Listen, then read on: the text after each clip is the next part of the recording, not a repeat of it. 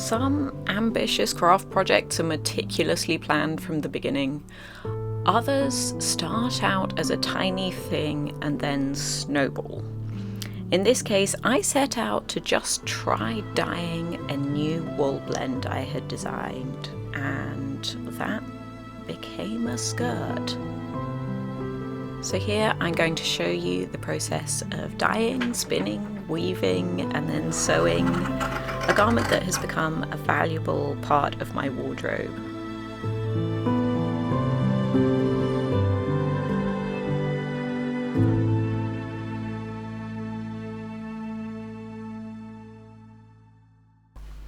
We start in the kitchen with 200 grams of my skewer blend wool tops, which is created specially for me by Wing & Wool Work, which has Dorset Horn, Cheviot, Manx Lochtan, Teeswater and Jacobs for a lovely heathery grey.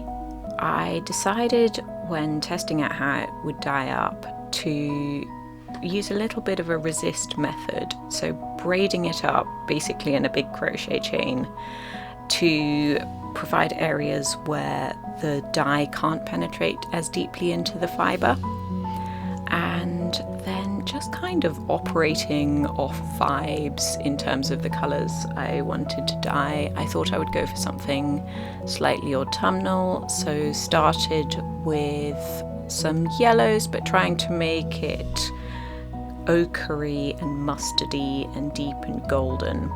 So adding in some bright lemony yellow, a little bit of sage green, and then just a little bit of a slightly pinky terracotta colour.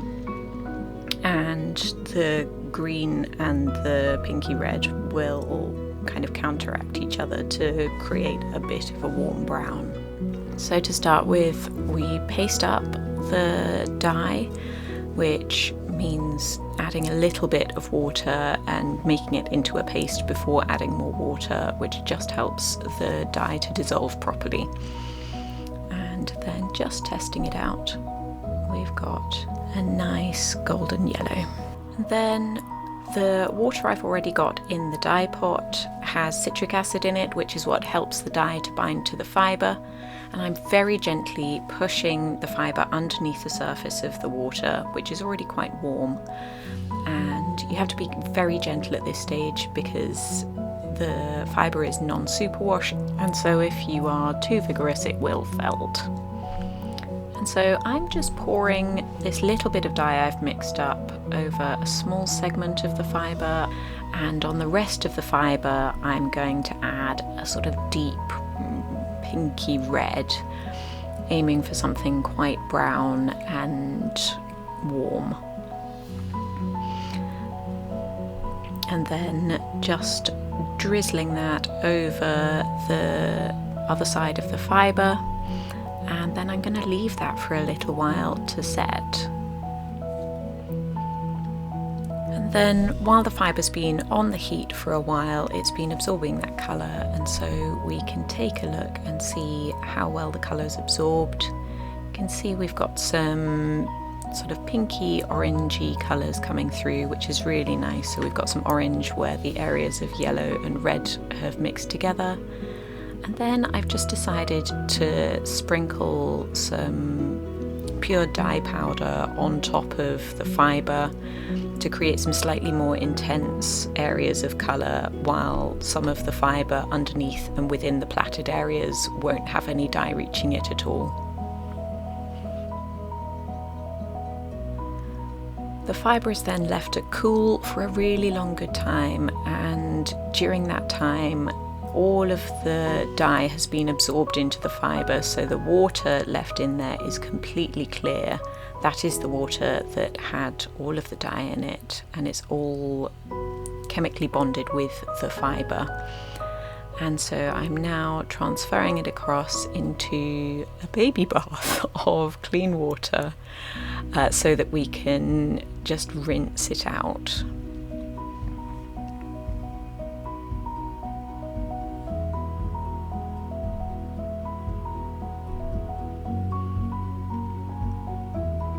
and very gently begin to undo that crochet chain, and it's crucial not to agitate the fibre too much at this point, so just take it really slowly so again the fibres won't felt.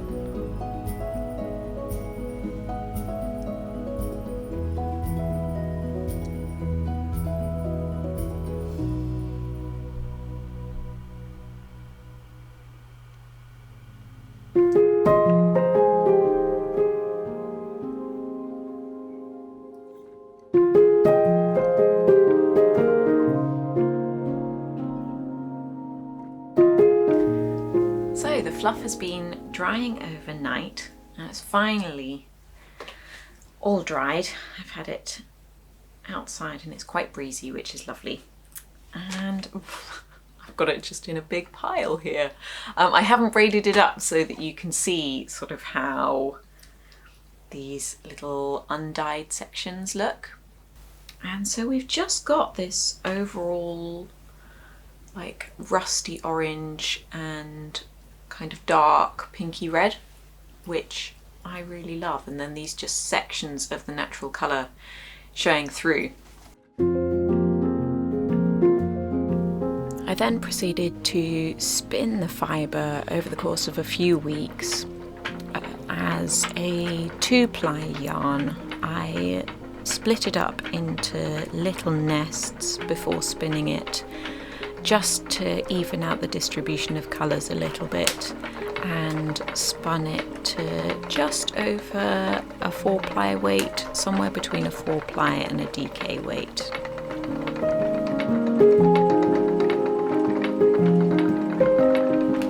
And this is the point that the yarn was telling me that it wanted to be woven and it wanted to become a skirt, and so I needed to spin up even more yarn. This is the yarn I'm going to be using as the warp. So I've wound it into balls. We've got just under 200 grams here. And so hand-spun warp and weft. This is fibre I dyed. And then this is the undyed fibre. And I've had loads of fun spinning these. I really enjoyed making the yarn. You can see I've got labels dangling off them all. Because I've taken notes on meterage, and so with each of the weft and the warp I've got one ball or shuttle that has slightly heavier weight yarn and one that has slightly lighter weight, and so as I work I'm going to be alternating them to hopefully get a slightly more even finish overall, even though it'll be a bit inconsistent and lumpy bumpy. That's what we're going for. I like a good bit of rustic cloth. As I'm using a heavier yarn for this project, I decided to use my stick shuttles, and I've managed to fit approximately 100 grams of yarn on each one. So each of these is one skein of my hand spun, which I'm really pleased about. And then I will be warping straight from the balls. I have managed to find a spot just about in my living room that hopefully means I'm going to be able to actually warp up, because with a rigid Heddle loom, which is the kind this is, you warp directly. So with bigger, more complex looms, you'll usually wind your warp often on a series of pegs, and then you put it on the loom separately, whereas with a rigid Heddle loom, you tend to do both of those processes in one go. So you put the yarn through the reed, the Heddle here, and I don't know if you can see, but up there's a wooden peg on that shelf, and that is what I will be winding the other end of the warp around. I've chosen a Heddle that is 8 EPI, so EPI is ends per inch, and that is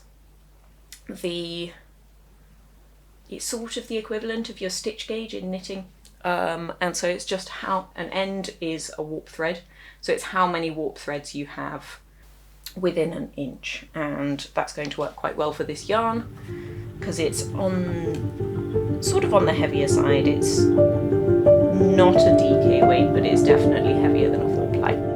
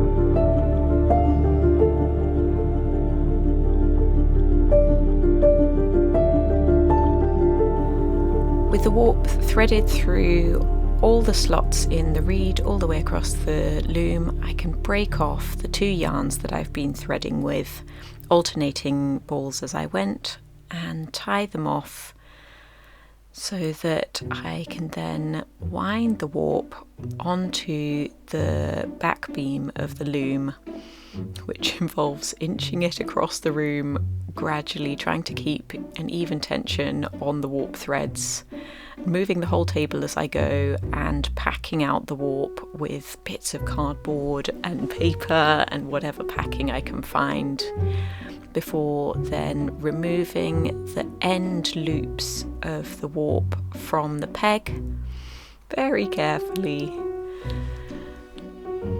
and then slicing through them with scissors.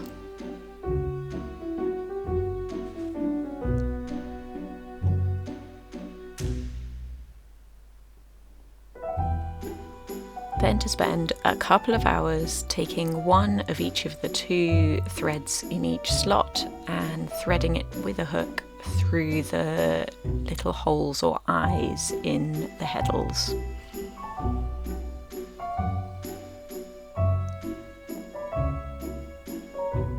And then gathering up small bundles of warp to tie into knots. This is for a method called lashing on. You can tie them directly to the dowel that's attached to the beam at the end of the loom, but lashing on like this using a zigzag of thick string means that you can tension more evenly and also wastes less of the warp yarn, because with this being hand spun, every centimetre of it is precious.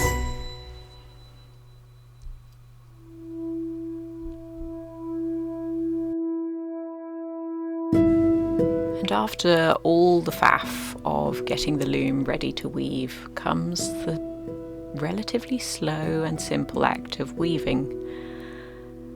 Weaving the cloth for this project took a little less time than spinning the yarn did, probably about 2 weeks, and that was time in the evenings when I had a bit of quiet time around work. And it's a lovely meditative process, and this yarn being not particularly fine, it felt like progress was relatively speedy, so it was a nice motivating thing to work on.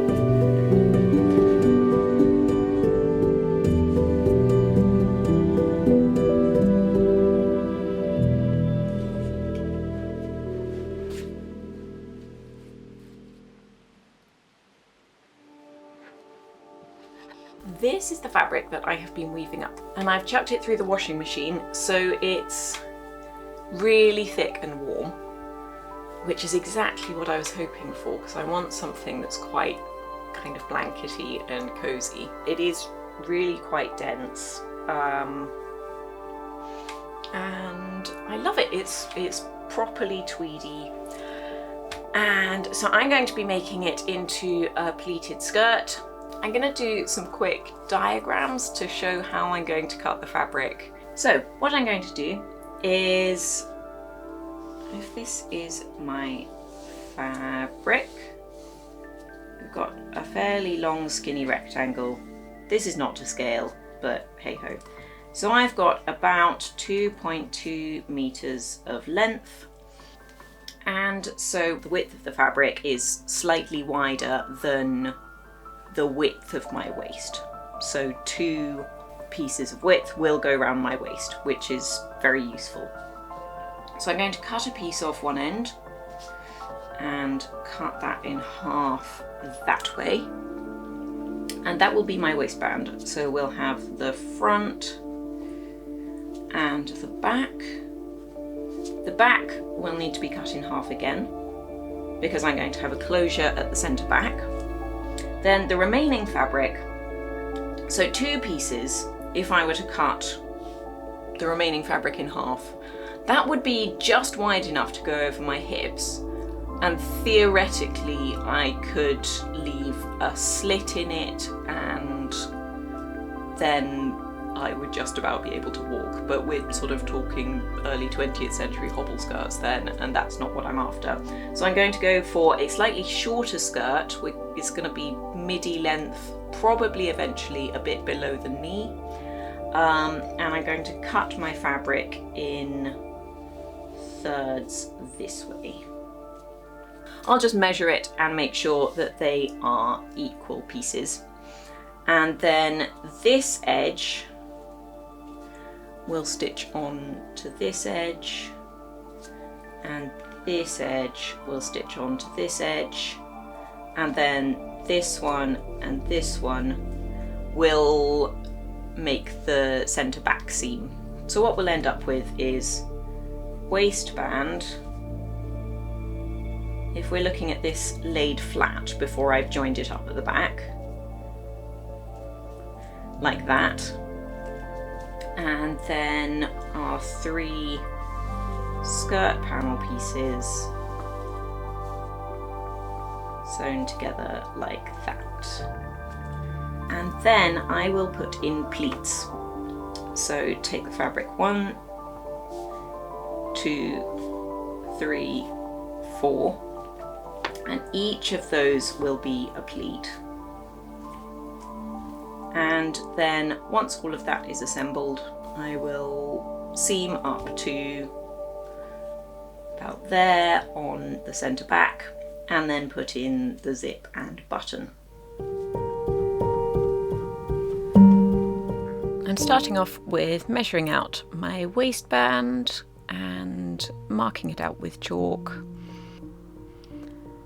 This is the width of both the front and back waistband pieces, which I will then cut lengthways down the middle to separate into front and back.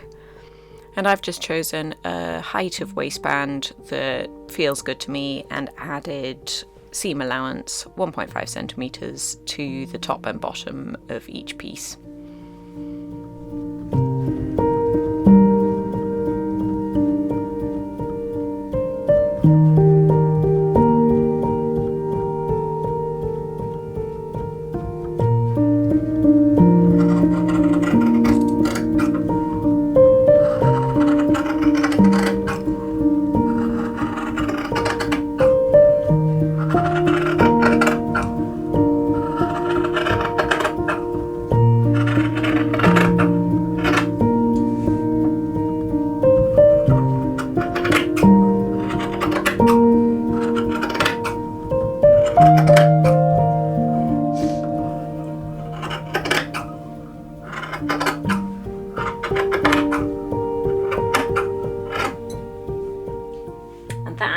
Sharp scissors cutting through fabric on a wooden table. It's one of my favourite sounds in the world.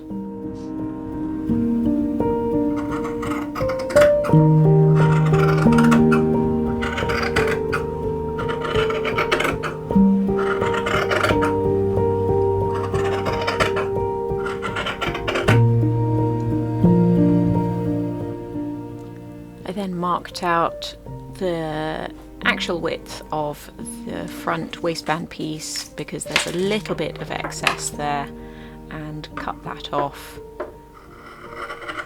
And that little square is the only waist piece of hand woven fabric in this entire project. And now just to cut in half the back pieces of waistband. These need to be split into two to allow for the centre back closure, and I'm not going to cut off the excess here because that'll provide a bit of overlap for the closure. I've now cut the remaining fabric into 3 equal pieces as I showed in my diagram, and I'm going to match up the sides and just pin them into place before stitching them into one big skirt panel.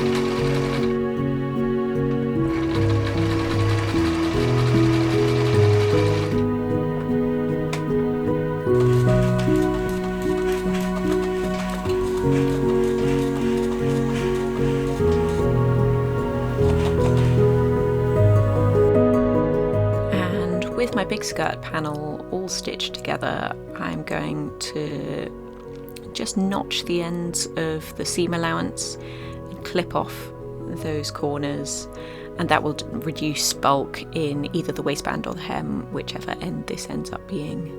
And these seams here, this is the selvage, so it's really strong, so it doesn't need finishing, but the other edges do need overlocking to prevent them from fraying.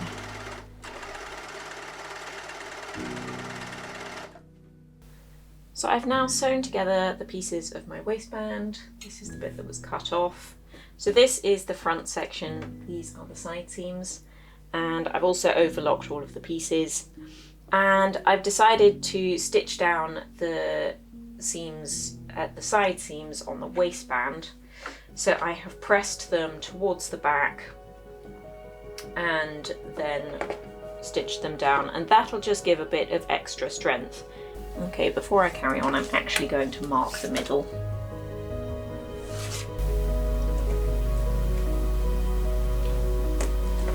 There we go. A little chalk mark. And then if we fold it in,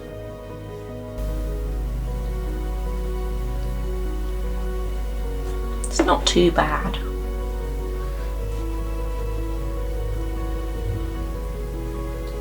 So what I'm going to do temporarily is just pin those back there. Because I'm going to use this piece as a template for cutting out the lining.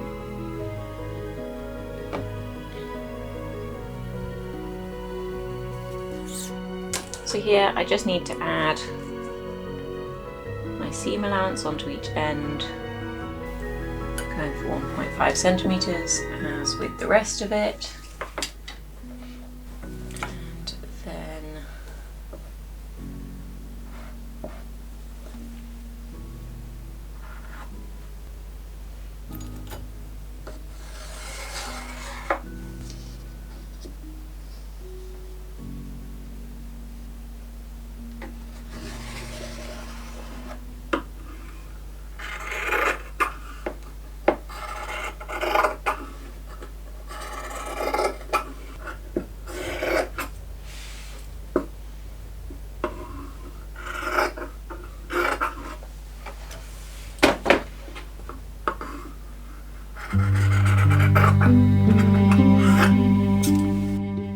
And now we stitch the lining to the waistband.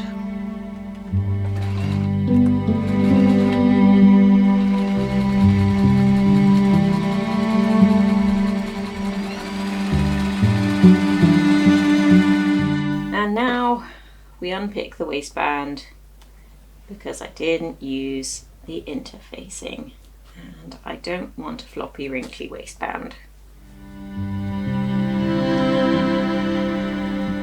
So I have now completed stitching of the waistband together with the interfacing, and I've pressed it over so that we've got a nice neat finish there. And with the waistband put together, we can mark out and measure the pleats. So this is just taking in the excess width of fabric. Anything that is greater than the width of the waistband is being divided into 4 because I want 4 pleats, and those extra sections of fabric will be taken up by the pleats.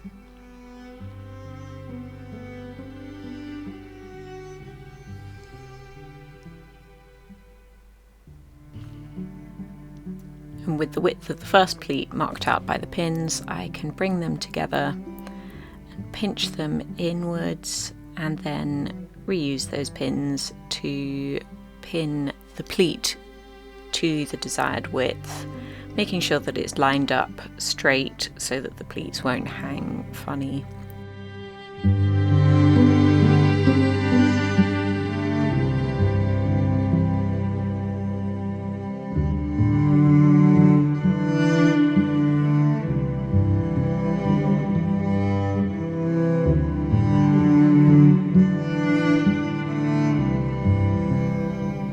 These are going to be inverted box pleats, so they will be symmetrical pleats with an even amount of fabric folded behind the right side of the fabric on either side of the fold.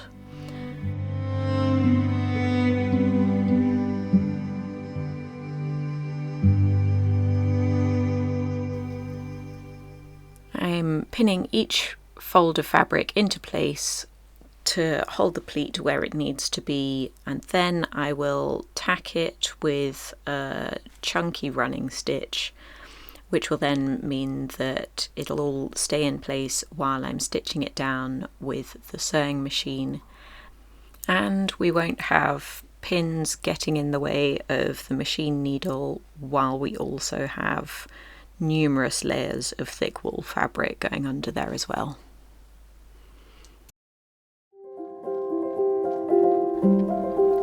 Now with pleats all tacked into place, I can begin pinning the body of the skirt to the waistband, matching up the centre fronts of both pieces to ensure that everything's going to sit symmetrically, and then pinning it all together.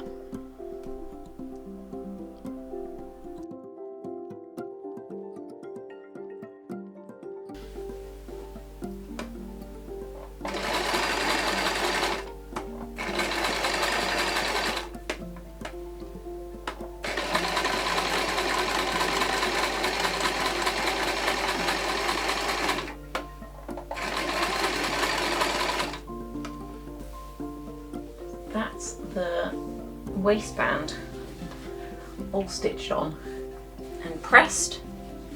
So now all that remains to do is the back seam and the zip, and then finishing the waistband. So I've got my zip here, and so I did originally sew the skirt panel all the way to the end of the waistband. So I sewed all the way up to the edge here, but I've actually undone that and left a bit of a gap, because what I'm going to do is put the zip in so that the top of the zip sits at the bottom of the waistband. I'll be able to have a slight overlap when it closes, which I think will look nice, and I'll fasten that with a button or two, or maybe a hook and eye, I don't know. I'll see if I've got hook and eyes, and if not, I'll do a button.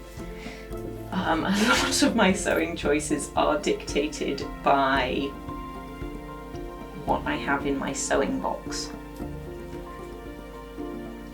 Okay, so if I mark here, that will be the bottom of my zip, and so I will sew the skirt fabric together below that. I've now stitched up the back seam up to this point, and then this opening here is where we're going to have the zip. I've sandwiched some interfacing in between the main fabric of the skirt and the seam allowance, and this will be the bit that overlaps on top of the zip. So my zip will go here, and this is just to provide a bit of strength because the zip is an area where it will be under a fair bit of strain, and I don't want my fabric to come apart there. So what I'll do is tack this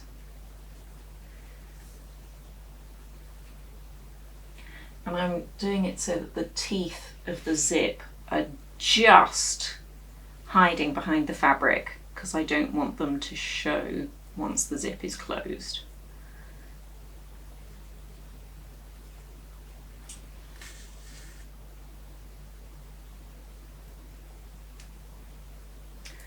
And then once I've stitched the zip in with the machine, I'll start at the top and stitch down, and then when I get to about here, I'll sort of lift the presser foot and do the zip up so that it moves the zip pull out the way, because the zip itself gets in the way of stitching it down.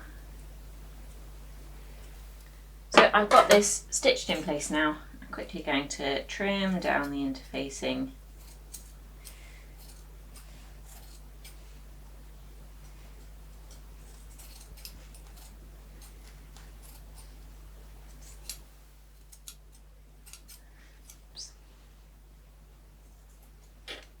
There we go. And now we turn it the right way around. That is our zip sitting nicely in there. Works beautifully. So now I need to do all of the sewing on the waistband. So I've turned this inside out again.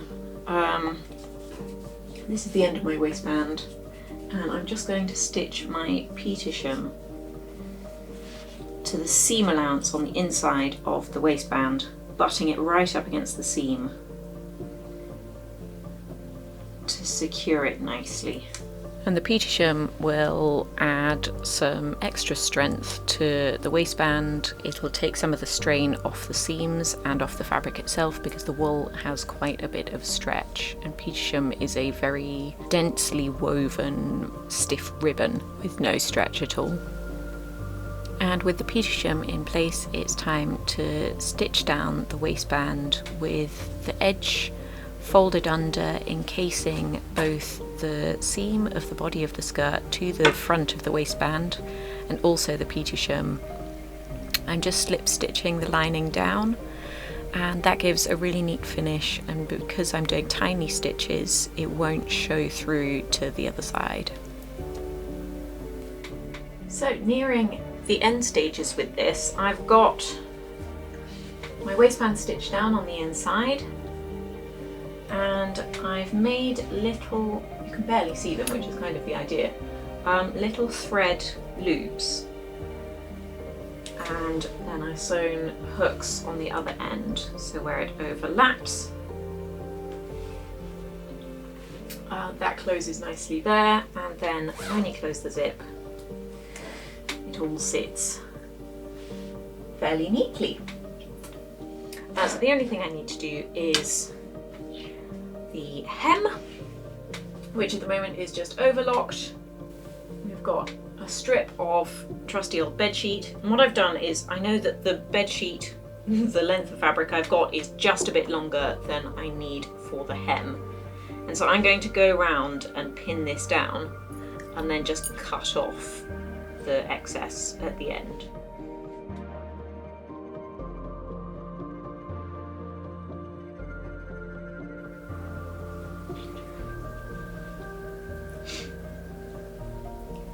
leave a tiny bit of overlap there just so that I have space to sew a nice seam to finish it off nicely. That way I can stitch those bits together and it'll hopefully all be lovely.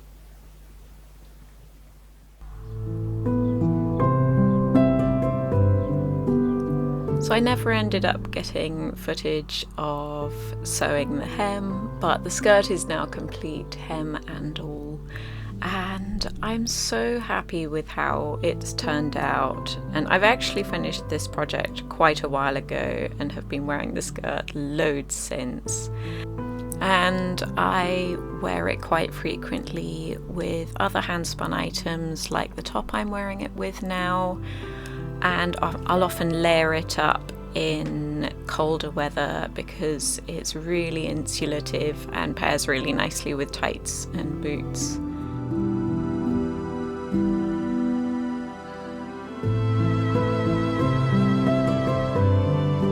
And this kind of project is just so rewarding, to be able to take some fibre, some wool grown in this country and turn it into something that I can wear that will keep me clothed and warm. And I think that's a really rewarding thing.